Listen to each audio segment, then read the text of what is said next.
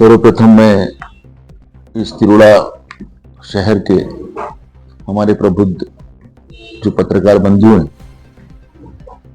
जो लोकतंत्र के चौथे स्तंभ के रूप में भी गिना जाना जाता है, उन सभी को आज के इस पत्र परिषद में सभी को नमस्कार करता हूं।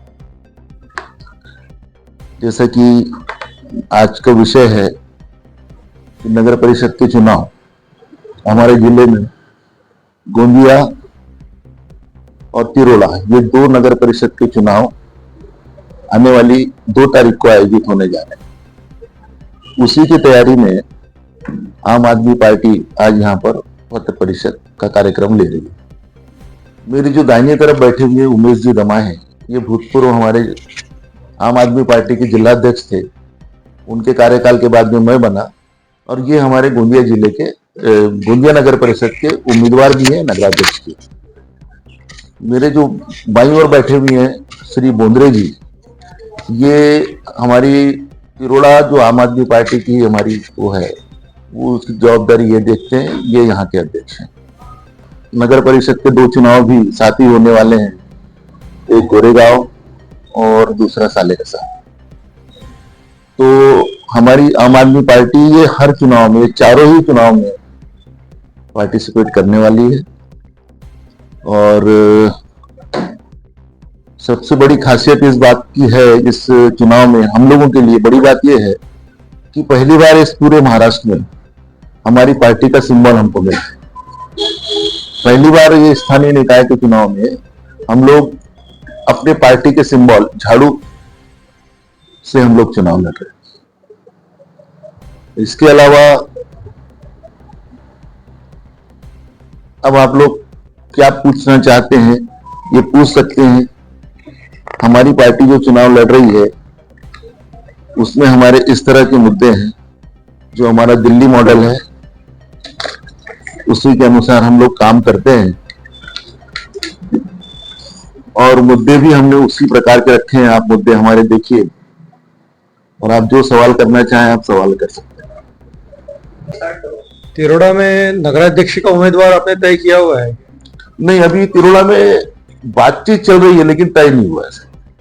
सभी वार्ड में 10 वार्ड में आप हमारी कोशिश तो ये रहेगी कि सभी वार्ड में हम लोग पूरा ही चुनाव फाइट करें।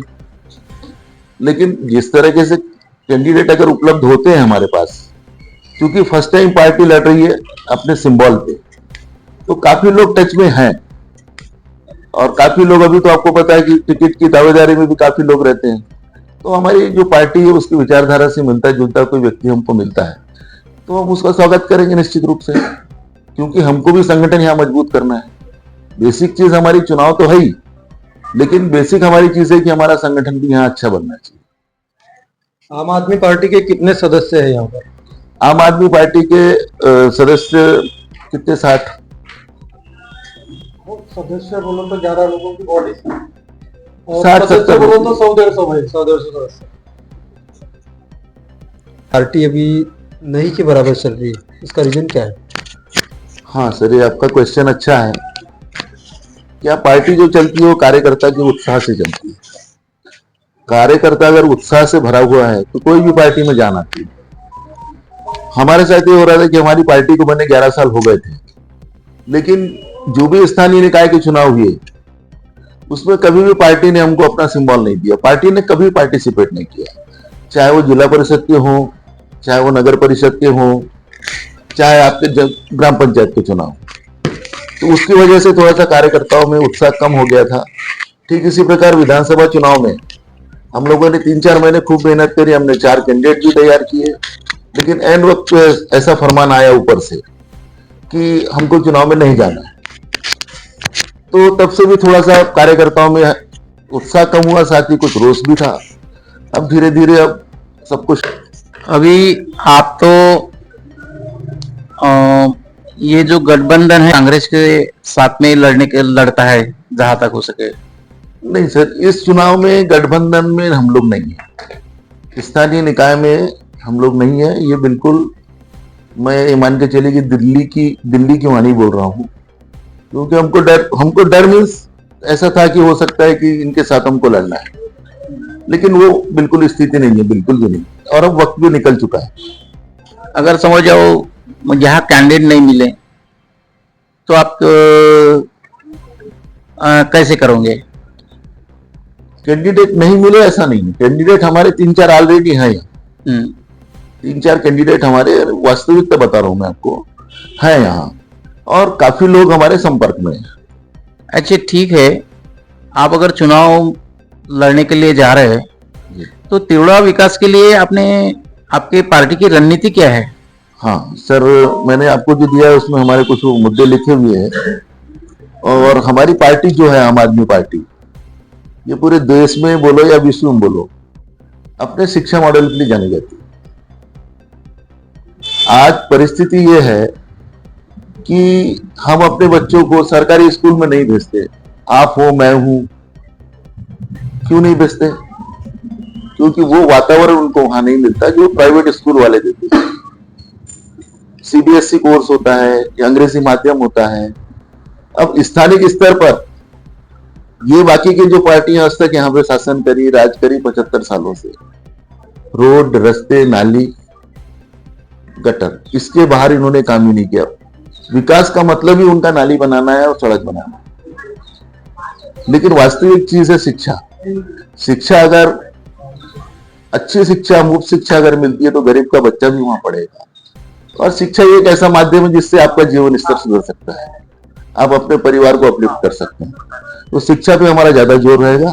सपोज हमको मौका मिलता है, या मान के चलिए कि हमारे 4 भी आते हैं, तो ऐसा नहीं है कि चुनाव में शान बढ़ जाएंगे। ये चीज आंदोलन के रूप में जारी रहेगी कि हमको कॉन्वेंट चाहिए, गरीब का बच्चा भी पढ़ना चाहिए उसी फैसिलिटी में। और बनते तक हमारी कोशिश ये भी रहेगी कि आज जो जी और नीट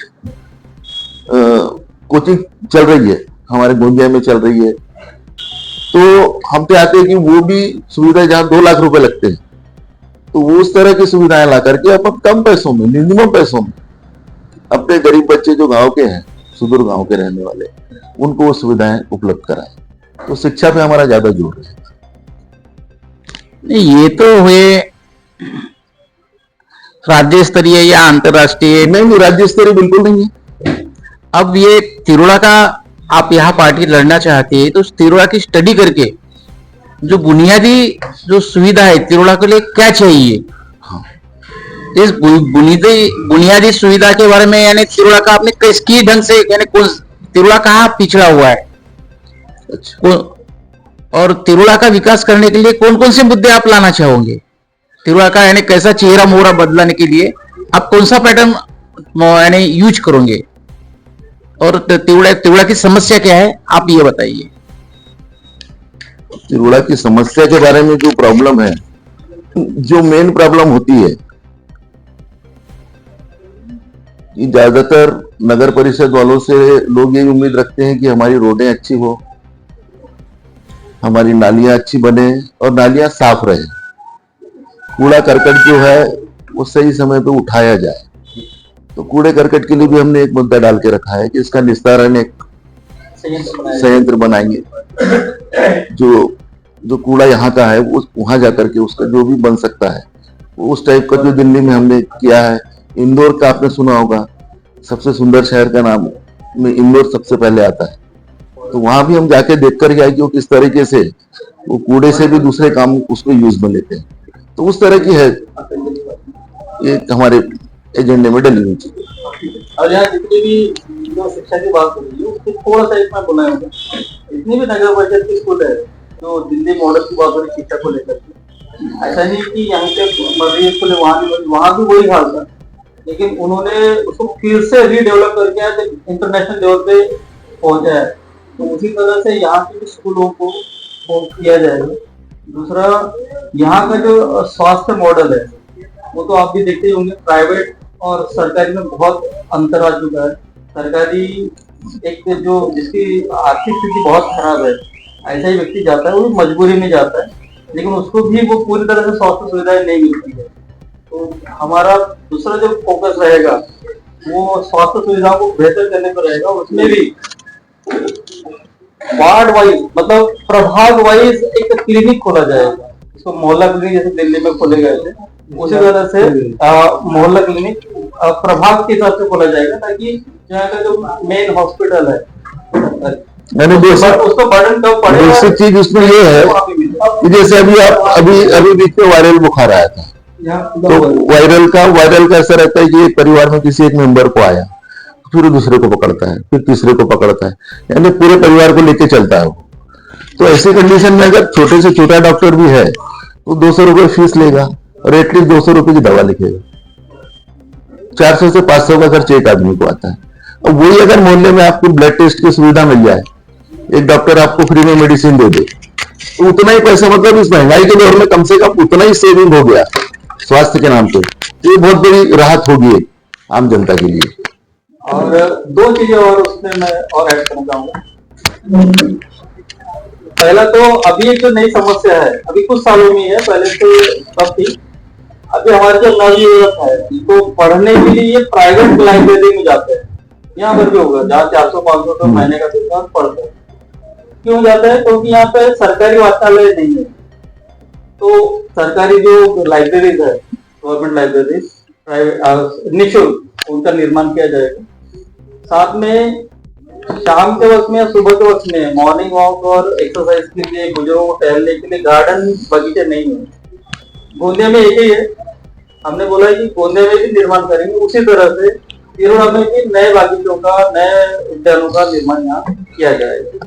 साथ में बहुत सारे ब्लाइंड स्पॉट्स होंगे यहाँ पर, और जो मेन चौक है वहां पर सीसीटीवी कैमरों का भी हमने प्रयोजन किया हुआ है कि अगर हम आते हैं नगर परिषद में तो सीसीटीवी कैमरे हम पूरे तिरुड़ा में लगाएंगे। इस तरह से कुछ हमारे जो योजनाओं में हम लोगों ने शामिल किया हुआ है।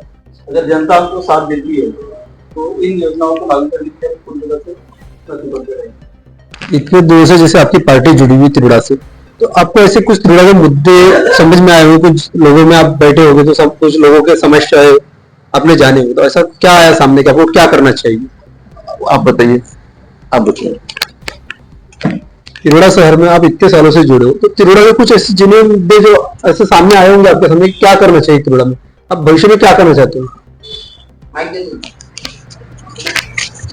तिरुड़ा में ऐसा है कि पिछले बार अपने तिरुड़ा के अंदर में जैसे जिन लोगों को जैसी पेंशन लागू नहीं हुई थी, पेंशन बंद हो जाए ऐसा निकाले थे, उस समय हमने आंदोलन किए थे कि भाई इन लोगों को पेंशन मिलना चाहिए। तहसील ऑफिस में भी हमने मोर्चा लेके गए थे लोगों के साथ। उसमें अभी आगे में हमारे को यश मिला, कुछ लोगों को मिल रहा है पेंशन वगैरह। और दूसरी बात यह है कि इस तिरुड़ा के अंदर में रोड रास्ते की हालत इतनी खराब है कि बच्चे भी अगर बरसात के अंदर भी स्कूल में अगर जाते तो उनके कपड़े भरते। उनके लिए भी हम लोगों ने बोले थे, लेकिन आज भी स्थिति वैसी की वैसी है। ऐसी ये नगर परिषद की हालत है। हमारे लोग अगर आते हैं तो ऐसे रोड रास्ते नहीं रहेंगे, अच्छे से अच्छे रोड रास्ते का हम प्रबोधन करेंगे। ऐसा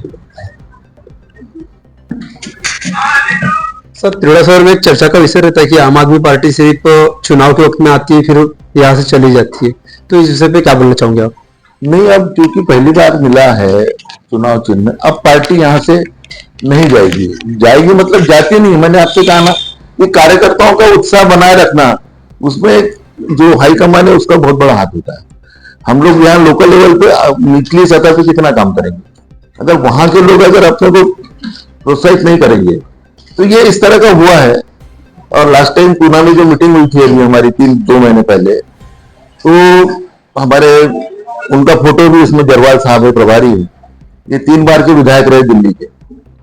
तो इनको सब भला बुरा सुनाया लोगों ने कि आपकी वजह से हम काफी तकलीफ में हैं।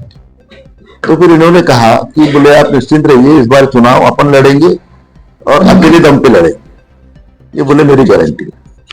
तो वहीं से ये मैटर शुरू हुआ और पार्टी ने आखिर में जो निर्णय लिया कि भाई हम कुछ चुनाव लड़ेंगे, उसके बाद हम लोगों ने फिर दुगने उत्साह से काम करना शुरू किया।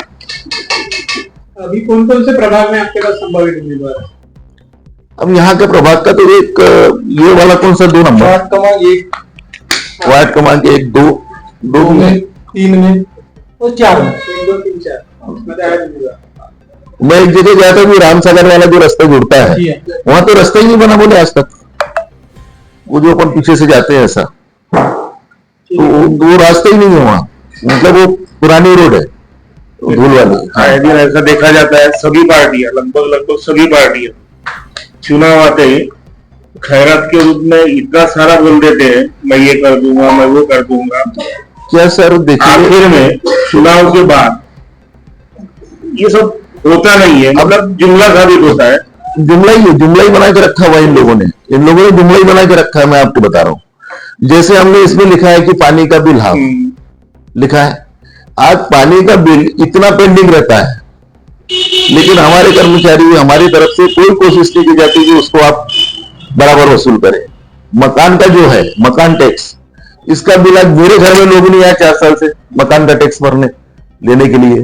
तो हम जो आधा बोल रहे हैं, ये आधा भी लगा के अगर हमने पूरा वसूल किया तो आज का जो फंड जमा हो रहा है उससे ज्यादा फंड जमा होगा। ये वास्तविकता है।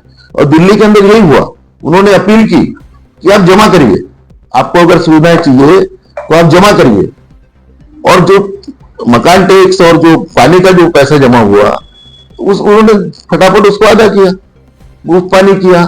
बिजली का भी वैसे ही है, बिजली चोरी रोकी, ये रोकी, वो रोकी। तो ये जो गणित है ये आम आदमी पार्टी के पास ही सर, किसी के पास नहीं। नहीं, यहाँ भी आप सत्ता में आते हैं तो ये सब चीजें ये सब चीज करेंगे, बिल्कुल करके दिखाएंगे। तो बहुत छोटी जगह है। अब पंजाब जैसे बड़े राज्यों में जब कर रहे हैं तो हम भी उन्हीं के पश्चिम में भी चल रहे हैं ना, तो करेंगे। और हम तो सुनते रहते कि उन्होंने कैसे किया, असंभव चीज को संभव कैसे बनाया।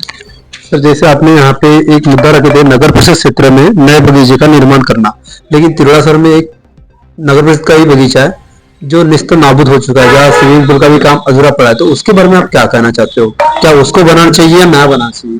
नहीं, हमने ऐसा नहीं कहा कि हम निर्माण करेंगे, मतलब ऑलरेडी अगर निर्माण है तो वो तो है ही, लेकिन चाहेंगे कि दूसरी तरफ भी ऐसी कोई जगह वहां भी अगर बन सकता है तो वहां भी नए वाले बगीचों का निर्माण करेंगे, पुराने वाले को तोड़ देंगे ऐसा नहीं। उसके अलावा उसको डेवलप करेंगे, वो डेवलप होकर के नए भी निर्माण किए जाएंगे कि तिरोड़ा छोटा सा नहीं रहा पहले जैसा, अब ये भी विस्तार होते जा रहा है। अब इस कोने में अगर कोई बागीचा है, उस कोने से व्यक्ति यहाँ तक तो किया जाएगा। जो इस तरह से जहाँ जहाँ नगर परिषद की जगह है खाली है, जहाँ कनेक्टिविटी है लोगों के घूमने फिरने की, इसकी जरूरत है उस चीज की। अब जनता को चुनाव के लिए क्या अपील करोगे?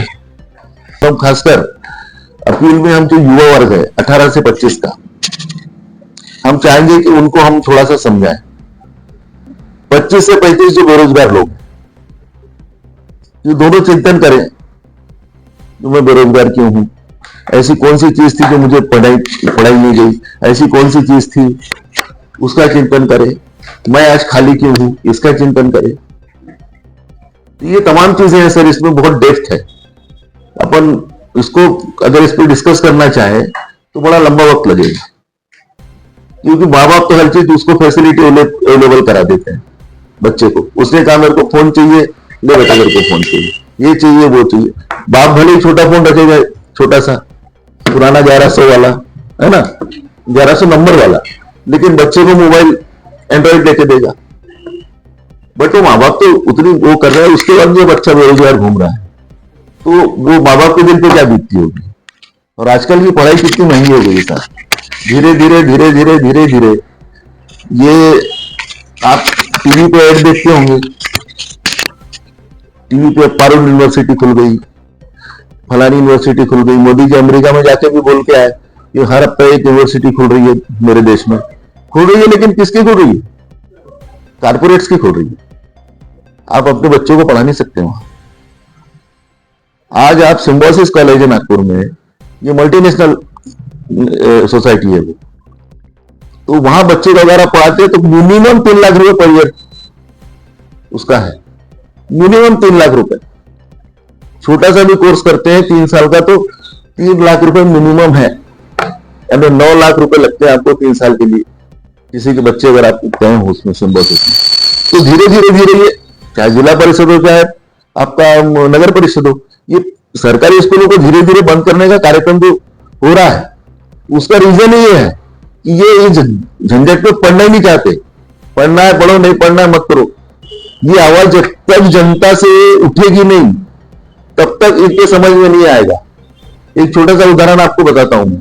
जब केजरीवाल साहब ने अपनी स्कीम लॉन्च की दिल्ली के अंदर, तो मोदी जी का भाषण में आप देखते होंगे फ्री बीज ये देश को खराब कर देगी, ये देश के लिए इकोनॉमी के लिए खतरा है, ऐसा है वैसा है। आखिर लोग खुद उसी लाइन में आए। लेकिन केजरीवाल साहब का जो बजट होता था वो माइनस में कभी नहीं गया।